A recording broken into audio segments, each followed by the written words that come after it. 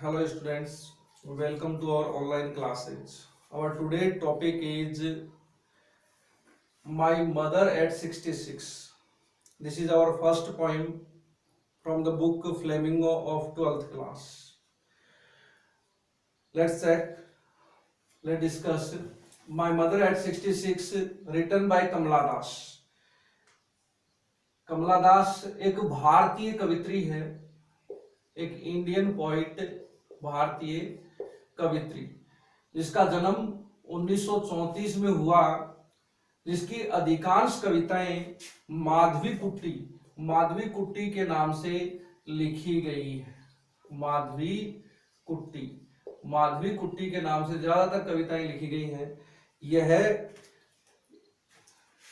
She was a leading poet in India, एक प्रमुख कवित्री जो रह चुकी है। अब इसमें हम देखेंगे कि इस कविता में इसने क्या बताया है। ये जो कविता है एक तरह से बताती है मदर एंड डॉटर, मदर और डॉटर के रिलेशंस को बताती है कि एक माँ और पुत्री के बीच में किस प्रकार के संबंध यहाँ पर इस कविता में दिखाई देते हैं। जैसे यहाँ पर कहा गया है कि driving from my parents home to Cochin last Friday morning. कवित्री कहती है कि जब मैं मेरे माता पिता के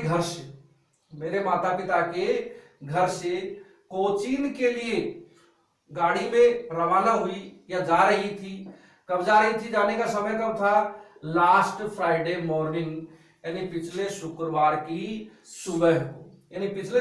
की सुबह को जब मैं मेरे माता पिता के घर से कोचीन के लिए जा रही थी, तो कह रही है आई सा my mother beside me.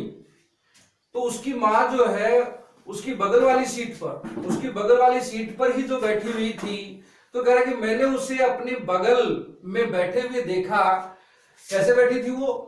Dose means एक तरह से हम कह सकते हैं शॉर्ट स्लीप, एक तरह से हम कह सकते हैं शॉर्ट नैप मीन्स झपकी लेना, उनिंदा होना, कि वो ऊँग रही थी। ओपन्ड माउथ, उसका मुख जो था वो खुला हुआ था, यानी खुले हुए मुख से वो सोने का प्रयास कर रही थी, वो सो रही थी। हर फेस, उसका चेहरा, यहां पर हर शब्द किसके लिए आया है? उसकी मां, यानी पोइट्स मदर, यानी कवित्री की जो मां है उसका चेहरा कैसा था? एसन मीन्स होता है राख। एसन मीन्स क्या होता है? राख। एक तरह से हम कह सकते हैं कि राख का कोई कलर नहीं होता, यानी वो क्या है? कलरलेस है। कैसी है? कलरलेस। यानी उसका चेहरा जो था, यानी उसकी मां का जो चेहरा था वो कैसा था? Ashen like that of corpse means dead body. Corpse means क्या होता है? Dead body. यानी उसकी मां का चेहरा एक राख जैसा, यानी कलरलेस, यानी जिसका कोई रंग नहीं था। जिस प्रकार से एक डेड बॉडी होती है, एक मर्त शरीर होता है, उसके चेहरे का रंग जो है फीका पड़ जाता है, डल पड़ जाता है, सुस्त हो जाता है। तो वैसा ही चेहरा किसका था? उसकी मां का दिखाई दे रहा था। क्यों? क्योंकि एक तरह से हम कह सकते हैं कि वो वृद्धावस्था में थी, यानी बूढ़ी हो चुकी थी। एंड रियलाइज्ड विद पेन का मतलब दर्द, और दर्द के साथ में इस बात को महसूस करती हूं। दर्द किस चीज का? उसे भय था। कवित्री को डर लगता है कि कहीं उसकी मां जो है उसे छोड़कर न चली जाए। That she was as old as she looked.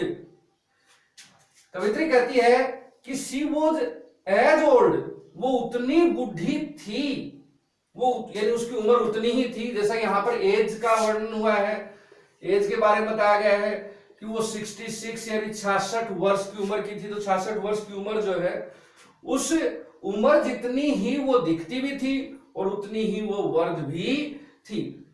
But soon put that thought away. तो कवित्री ने सोचा कि ये सभी जो बातें हैं, ये सभी जो विचार हैं, ये व्यर्थ के विचार हैं, वो व्यर्थ में ही इतनी बातें सोच रही है। तो उसने अपने इन सब विचारों को, जैसे यहां पर है पुट अवे, तो उसने इन सभी विचारों को क्या कर दिया, put off. Put off means postponed. तो उसने इन सभी विचारों को स्थगित कर दिया। वो स्थगित करके यानी अपना माइंड जो है, अपना माइंड उसने डाइवर्ट किया दूसरी दिशा में। और दूसरी दिशा कौन सी थी, खिड़की के बाहर देखने लगती है। और खिड़की के बाहर देखती है क्या कि and looked out at young trees sprinting. खिड़की के बाहर जब वो झांकती है, देखती है, तो उसे क्या दिखाई देता है कि कुछ छोटे पादप, कुछ छोटे पेड़ करे कि तेजी से पीछे की ओर बढ़ते जा रहे हैं। Fast running, sprinting. स्प्रिंटिंग का मतलब क्या है, फास्ट रनिंग। एक तरह से हम कह सकते हैं रनिंग। तो पीछे की तरफ दौड़ते हुए जा रहे हैं, जैसा कि हम मोस्टली देखते हैं कि जब हम किसी भी वाहन द्वारा यात्रा करते हैं तो जितने भी पेड़ हैं वो हमें पीछे की तरफ दौड़ते हुए दिखाई देते हैं। तो यहां पर उसने कहा, यहां पर वो देखती है कि कुछ पेड़ जो है, वो पेड़ जो पीछे की तरफ दौड़ते हुए जा रहे हैं। द मैरी चिल्ड्रेन, और उसने क्या देखा, merry children. Merry, merry means होता है हैप्पी, कुछ खुशहाल, कुछ प्रसन्नचित बच्चे स्पाइलिंग आउट। स्पेलिंग मीन्स होता है इमर्ज। क्या होता है, इमर्ज। और इमर्ज का मतलब होता है बाहर निकलना। और कुछ प्रसन्नचित बच्चों को वो बाहर निकलते हुए, अपने घरों से बाहर निकलते हुए देखती है। एक तरह से अगर हम यहां पर देखें तो इन दोनों विचारों में एक विरोधाभास है। क्या है, विरोधाभास। विरोधाभास है। किस प्रकार का विरोधाभास है, जैसे यहां पर बताया गया कि उसकी मां जो है वो तो कैसी थी, बिल्कुल डल, सुस्त थी, जिसको हम कह सकते हैं अनएनर्जेटिक थी, जिसमें कोई जोश नहीं था। लेकिन यहां पर जैसा इसने कहा कि जो पेड़ थे वो कैसे थे, यंग थे, एक तरह से हम कह सकते हैं पीछे की तरफ दौड़ रहे थे, एनर्जेटिक थे। जैसे यहां पर मैरी चिल्ड्रन की बात करें तो वो भी काफी प्रसन्नचित थे, काफी खुश थे। तो एक तरह से हम कह सकते हैं कि यहां पर विरोधाभास की भावना जो है कवि ने बताई। नेक्स्ट हम देखिए, but after the security check standing a few yards away. लेकिन इसी दौरान जब वो एयरपोर्ट पर पहुंचती है, तो एयरपोर्ट पर पहुंचने के बाद जब सिक्योरिटी चेक होती है, तो सिक्योरिटी चेक होने के बाद क्या होता है कि कुछ दूरी पर वो खड़ी हो जाती है। I looked again at her wan pale. तो कहती है कि मैं दोबारा से अपनी मां के वेन मीन्स कलरलेस, फीके, पेल मीन्स येलोइश, यानी उसके फीके पीले पड़े हुए चेहरे को, उसके फीके और पीले पड़े हुए चेहरे को मैं दोबारा से देखती हूं as the late winter's moon. यहां पर कवित्री ने अपने मां के चेहरे की तुलना जो है वो किससे की है, लेट विंटर मून से की है। लेट विंटर मून, जिस प्रकार से हम देखते हैं कि सर्दियों के मौसम में जो चंद्रमा होता है, उस चंद्रमा का जो कलर है वो कैसा पड़ जाता है, डल पड़ जाता है, सुस्त पड़ जाता है, बिकॉज ऑफ मिस्ट। किसके कारण, मिस्ट के कारण, कोहरे के कारण, धुंध के कारण ये जो है इसका रंग जो है वो फीका पड़ जाता है। तो ठीक वैसे ही वृद्धावस्था के कारण कवित्री की मां का जो चेहरा है वो भी कैसा पड़ गया है, फीका पड़ गया है। यहां पर हम पोएटिक डिवाइस की अगर हम बात करें तो इसमें पोएटिक डिवाइस जो है एक तरह से हम कह सकते हैं कि यहां पर शिमली जो है वो काम में लिया गया है। कैसे कि जैसे आपको पता है कि when two things are compared with as और लाइक, जब एज और लाइक के साथ अगर दो चीजों की तुलना की जाती है तो वो पोएटिक डिवाइस होती है SIMILE, यानी सिमिली।